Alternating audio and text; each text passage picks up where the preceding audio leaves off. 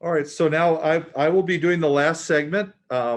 You're seeing a photograph of Amanda McCormack. We wish she were here today, but she has family issues to take care of. So I'm going to pinch hit for her on what successor trustees should know, a refresher. So what we're going to start with, and Joe has put up the first slide, is we're going to think about the kind of planning that we're doing when we're using a trust. And you may remember that we want to be prepared for the possibility of incapacitation, and we want to get things to the right people in the right way when a death occurs. So a trust is a good tool for incapacity planning because we get to name a successor person who will take over the management of our assets. We continue to be the primary beneficiary of a trust, even when we're incapacitated.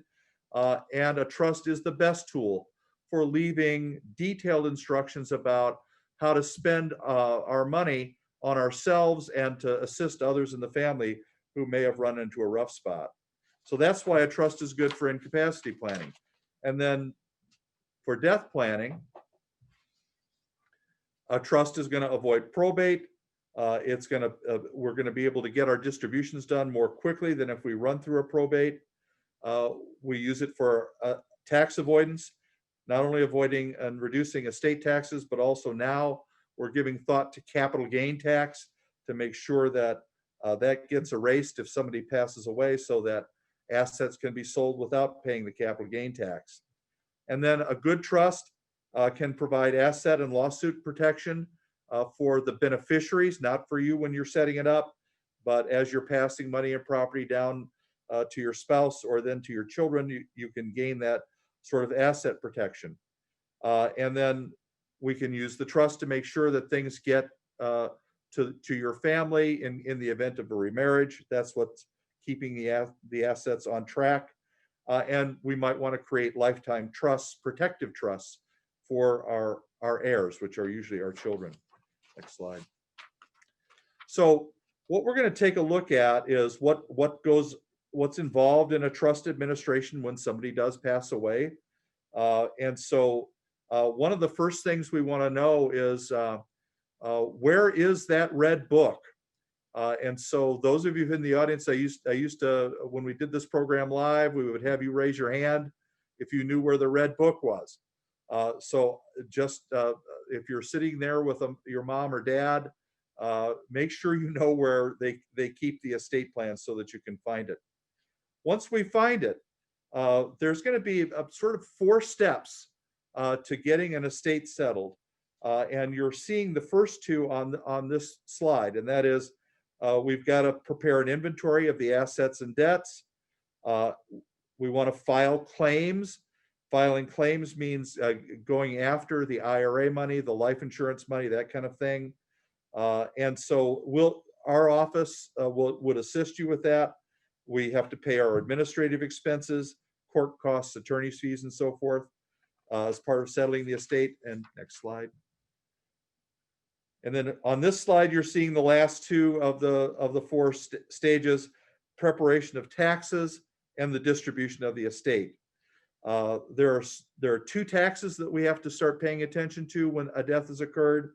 That last final personal income tax return, and then there has to be what's called a fiduciary income tax return to cover the time period from the date of death until we get the estate where it's supposed to go. And if there's any gift estate or generation skipping tax, we work on those tax returns as well. And then there's a preparation of a final accounting. If we're making a distribution to the 3 kids after both parents have died, and we only have one of the kids serving as trustee, if I'm the other 2 kids, I want to know how much money did you start with on the date of death, and how did you get to the point where you're actually writing us a check? What were the expenses? And so that's something that a trustee needs to do. But most of these trustee duties, you should understand, we will help you do so that you don't have to do them all by yourself. And so the distribution phase, if we were going to set up a trust for the kids, that's when we finish doing that. We get a tax ID number, an affidavit of trust. So that's the big picture on the settlement of the estate. Let's talk about some of the different things that trustees need to know. And so when can we distribute the assets? Well, we should make sure that the debts are paid. We shouldn't make a distribution without getting proper advice. Occasionally, we have a situation where one of the beneficiaries is in need of money, but the other two don't. And then do we have to wait all the way to the end of the process to do the distribution? And the answer is no. We can do partial distributions, but again, we want to do that with proper advice. What we want to make sure of for you as the trustee is that you're not going to make a distribution of all the money and then have a debt come in that needs to be paid. That can be very difficult to retrieve money that's already been distributed out. You want to go to the next slide. Do you get paid for being a trustee? Well, you do. The pretty much every trust we do will say that the trustee is entitled to a reasonable fee. And it really depends on what you're doing. Are you helping during a period of incapacity, or are you winding up an estate after the death of a parent? The fees will be slightly different. And these understand that these fees are reportable on your income tax return. If there are disputes, the court is always there to help us resolve those. And you don't have to take a fee. So a lot of times a surviving spouse won't take a fee. Sometimes we have brothers and sisters who are winding up the estate and they will not take a fee either. But that's up to you, and that is something that we discuss. Next slide. So the trustee is a fiduciary. And what that means is you have an important legal duty to take care, to follow the instructions that are left in the trust. And you want to determine if you think any work is needed. You may not be able to figure that out right off the bat, so you want to call in. So we've set up dozens and dozens of trusts now where we have simplified the process at the first death when we have a married couple. But it's still a good idea to call in. We may only need to help you a little bit with putting in a claim for an IRA or a life insurance policy, but there may be little or nothing else to do at that first death if that's how your plan was set up. Next slide. So when you're a trustee, you're required to act because of your fiduciary duty in the highest good faith. That means basic fairness, ordinary care, and diligence is required. But that last point that you see on that slide is important. Some of you may have noticed that the market is rather volatile and has been for probably more than a year, but COVID didn't help. And so we get people that there's been a death, they come in and there are either in IRAs or in brokerage accounts, a significant number of stocks and bonds. And the question is, do you want to ride it out while we're working on getting the estate distributed, stay in the market, and run the risk that your family will be very unhappy with you if the market heads downward? So a lot of times we want to liquidate the accounts so that we turn it into cash, and then we don't have the volatility. But it is something that we discuss individually with each family. Next slide. So once again, the trustee is supposed to follow the instructions in the trust agreement. That's very important. Carrying out the wishes of the trust maker, but those wishes should be in writing. We have occasionally families will come in and they'll say, but mom and dad wanted this or that to happen, but it's not in the document.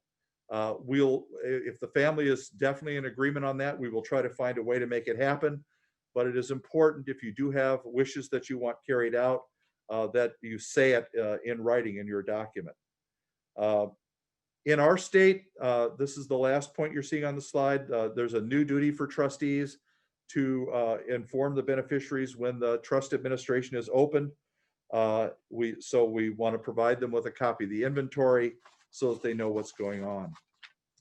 Next slide. Are there things you shouldn't do when you are the trustee? Well, I guess it's common sense. You need to realize it's not your money. You're managing money. You're managing money for somebody else, and so you can't make loans and gifts and donations to yourself unless the trust authorizes that. And I should tell you, in most situations, we do, that is authorized because we are naming our sons and daughters as successor trustees. So on the next slide, you'll see more things you shouldn't do. So we don't want to take advantage, even though we legally could. You want to be fair. We don't want to mix or commingle property, your own property, with the property in the trust. And then next slide. Do you have to do this all by yourself? And the answer, thankfully, is no. It sounds like I was just describing a whole lot of jobs that you have, but you will be able to get a lot of assistance from us. And then occasionally we'll need the help of your accountant or tax preparer, the financial advisor, and the insurance professional, and possibly a care manager. So these people are all in place to help out. If they're not there, we'll help you get appropriate people. So what are the reasonable costs of these services? They are paid from the trust assets. The attorney's fees can range from as low as half a percent of the size of the estate up to 2%, depending on the difficulty of what we're doing. But I can tell you that's saving at least a percent or more compared to going through probate. So although it's expensive, it's a whole lot less expensive than going through a probate. So when you are ready, you would call in, and then we'll take a look at your trust and help you understand how to operate things. So let's move toward wrapping up a little bit. So we're going to talk about what our services are, just to give you a reminder of that. We'll talk about whether you need to do a review, and the comment cards aren't going to be comment cards this year. This year, you'll want to contact Annette by phone or email to ask for a review. So we'll go to the next slide, and here's a summary of our services. And almost all of you, you're on this program because you've used our estate planning services, but we also do elder law. That's the Medicaid eligibility things that Stacy was talking about earlier. And people sometimes just don't realize that we do that kind of work. So we want to remind you, you're fine now, but in a year or 2 years, if your health starts to decline, somebody can get a hold of us, and we may be able to help protect money and get you eligible for Medicaid to pay long-term care costs. Obviously, we do trust and estate administrations, and there's tax planning that is involved with every phase that we're talking about. So on the next slide, you're going to see, we're going to talk a little bit about who should get a review. If you are married and have a joint trust and you have not changed your trust to a disclaimer trust, maybe you shouldn't, but it's not a bad idea to look to see if you should. So if you're wondering if you have the right kind of trust for the current circumstances, feel free to call in. If your plan hasn't been reviewed in 2 years or more, you might want to come in.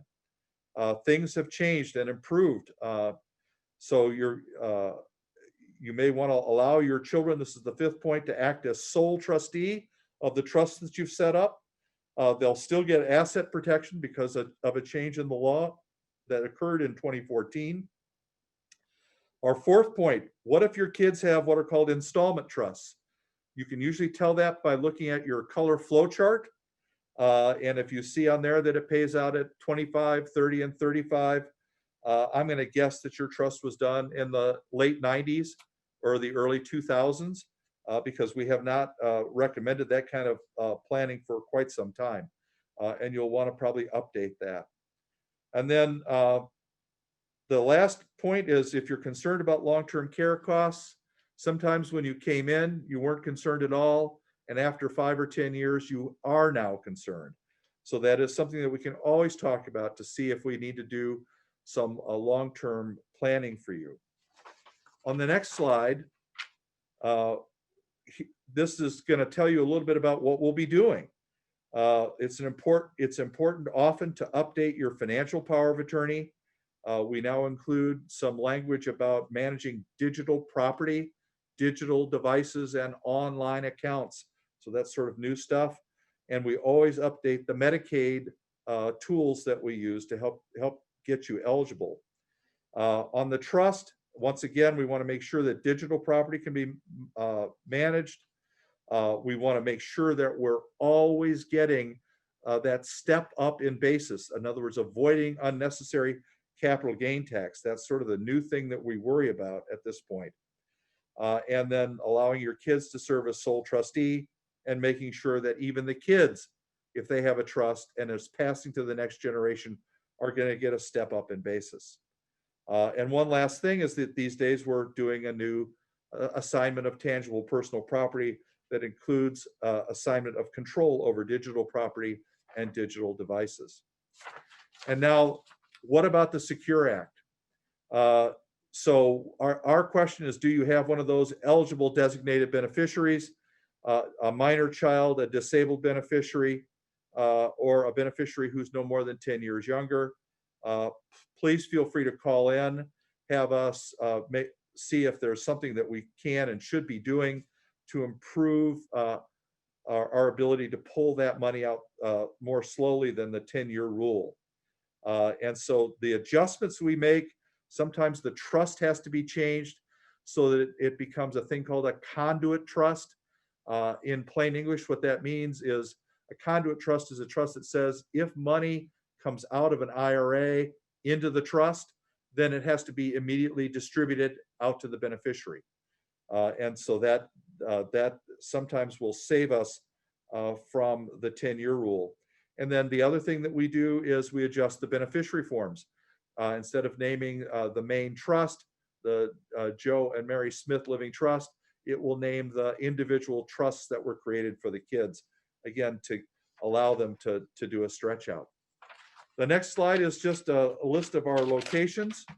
And then finally, we haven't moved at all. We're still in the same places.